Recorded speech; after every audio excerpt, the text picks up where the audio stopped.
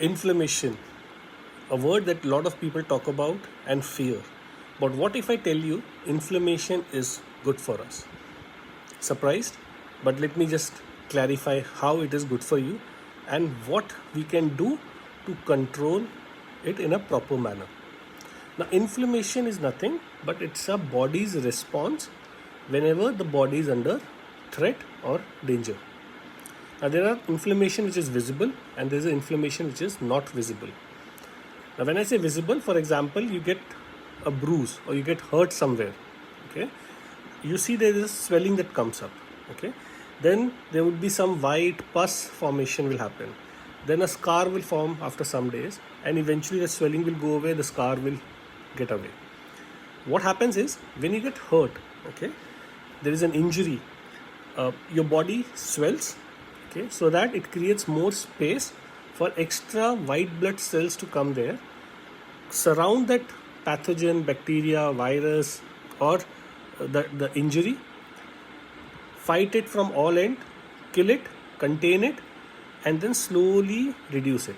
And during all this process, it does not want that the flow which is happening from your heart to the rest of the body gets obstructed somewhere. So that's why you have inflammation, and that is known as a visible inflammation. Similarly, you have something which is invisible, which you don't see, which happens day in, day out, okay? Because the toxins that we are exposed to. Now, is it possible that all of us have a zero toxin exposure? The answer is no. We have toxins in our water, we have toxins in our food, we have toxins in the chemicals that we are exposed to, we have toxins with the lifestyle that we are having, okay? Now, we also get inflammation because of stress that we go through. Now, stress can be physical stress, too much of exercise. A lot of people do it, okay, and they are not resting to recover from that, okay. Emotional stress, physiological stress, psychological stress. A lot of types of stress that the body goes through. We have inflammation caused by when your sleep is compromised. You deprive yourself of proper sleep, okay. And then we get inflammation with the quality of food that we eat, okay. One is eating highly processed food. We're eating food which has got a lot of sugar in it in different form. You're eating food which has got a lot of fat in it, okay. You're eating high protein diet, okay.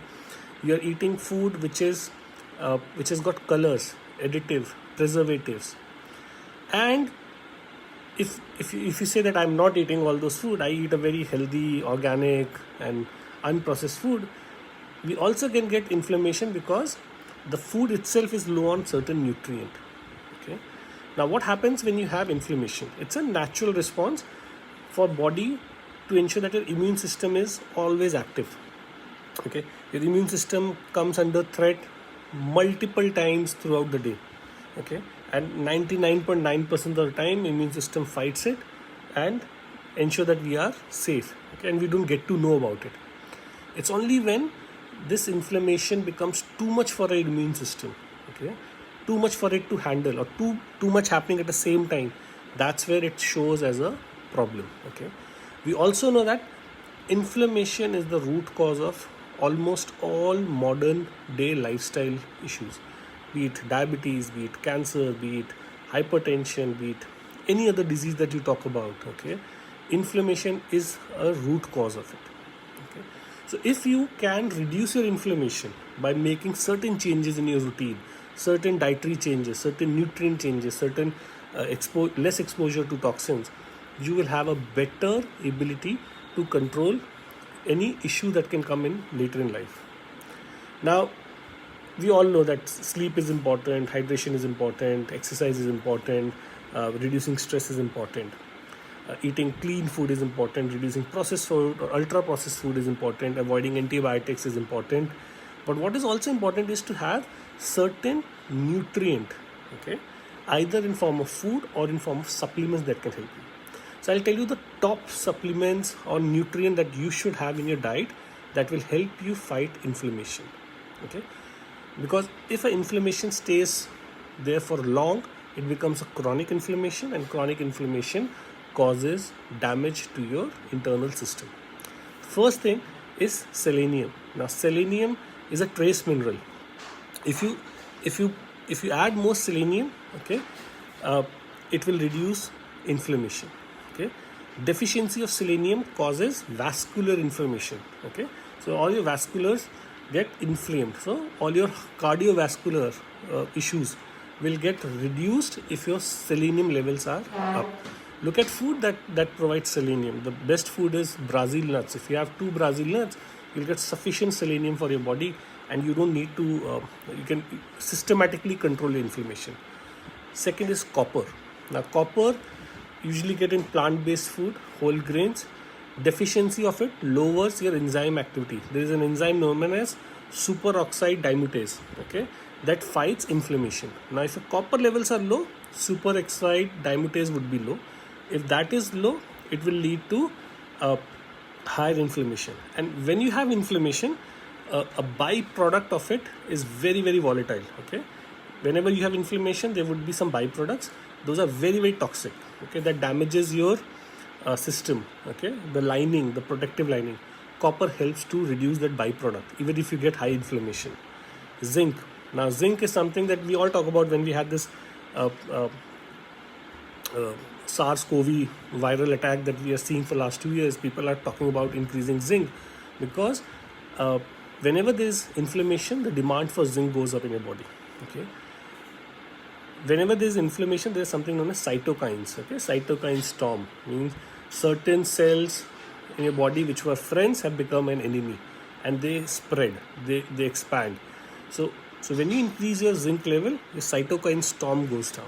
Okay, during the SARS-CoV-2 and this viral attack pandemic, we were talking about cytokines, we were talking about IL-6, interleukin 6, we were talking about high HSCRP, CRP, ESR.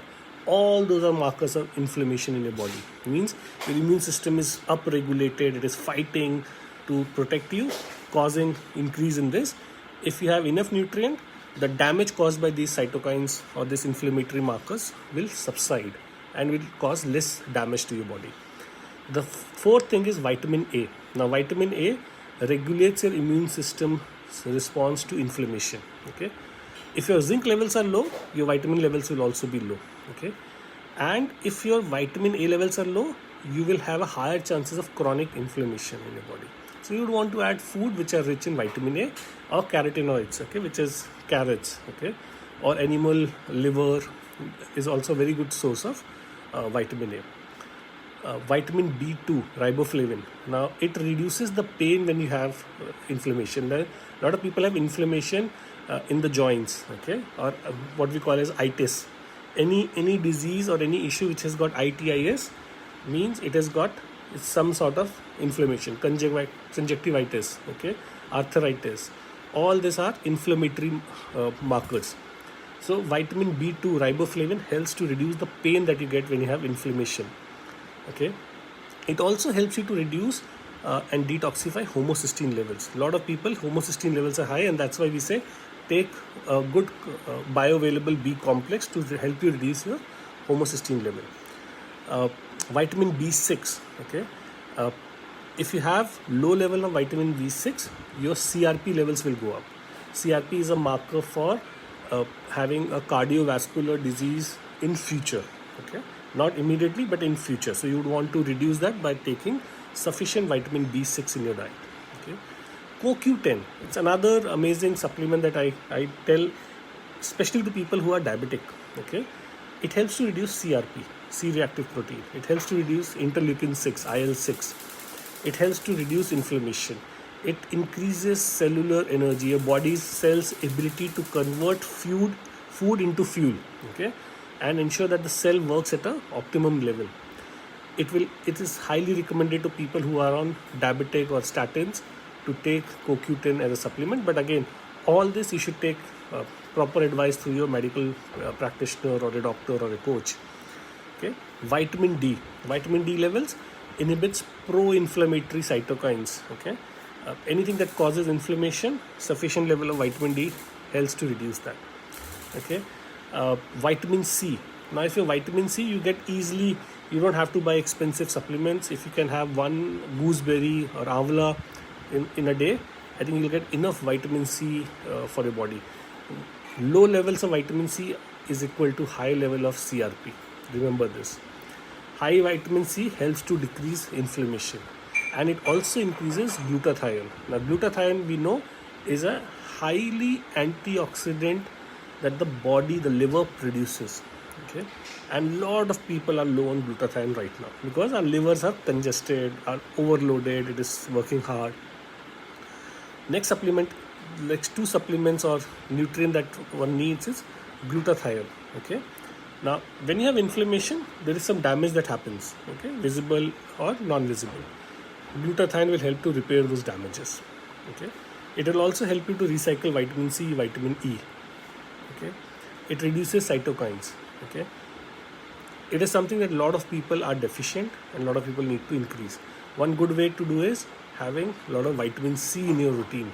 Okay, vitamin C helps to produce more glutathione. So lemon essential oil, grapefruit essential oil are a good way to add precursors to glutathione. Okay, and the last one is magnesium. Low magnesium is equal to high cytokines. High cytokines means high inflammation. High inflammation means higher damage. Okay. Low magnesium also increases leukocytes and macrophages, which causes more internal damages. So even if you are taking a healthy lifestyle, adopting a very healthy eating habits, you have to ensure that your diet has got sufficient nutrients, and these nutrients help you to prevent against chronic inflammation that your body might come through when you get attacked by a virus, bacteria, pathogen, or because of high blood sugar levels or because of high insulin levels. So whatever inflammation is there, these nutrients will definitely help you to control them. Have a wonderful evening, everyone, and we'll catch up soon. Namaste.